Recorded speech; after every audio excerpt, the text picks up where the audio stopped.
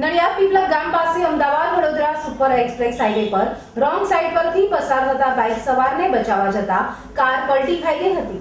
સદનસીબે આ ઘટનામાં કોઈ જાનહાનિ થઈ ન હતી, પરંતુ આઈઆરબી દ્વારા રોંગ સાઈડ પર જતા વાહન ચાલકોને ન રોકવામાં આવતા અવારનવાર આવા અકસ્માતો સર્જાતા હોય છે।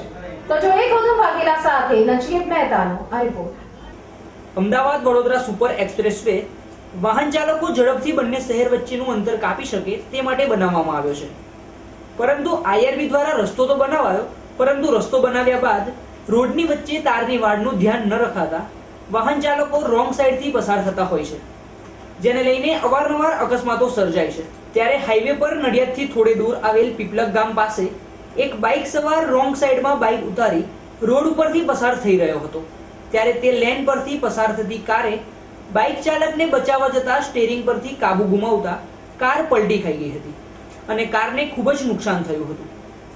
સદનસીબે આ ઘટનામાં કાર ચાલકનો બચાવ થયો હતો।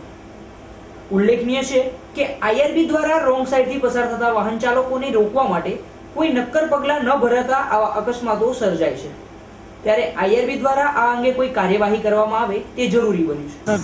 ઉતારવા માટે રોડ ઉપર ઊભી રાખવાની ખબર નથી, એટલે મને ઉતારું હતી। કેમ તમે શું ચલાવો છો? રિક્ષા ચલાવો છો? તો રિક્ષા ચલાવો ખબર નહીં આ કયો હાઈવે છે, ઊભો રખાય ના બરોબર છે ને, ઊભી રખાય, પણ હવે ઉતારતા આવડે જાય એક્સિડન્ટ થયો છે તો તમે પાછા રોડ ઉપર ઉતારીને માલ ઉતારો છો। આ કોઈક ટ્રક તમારી રિક્ષા લઈ જાય શું કરશો?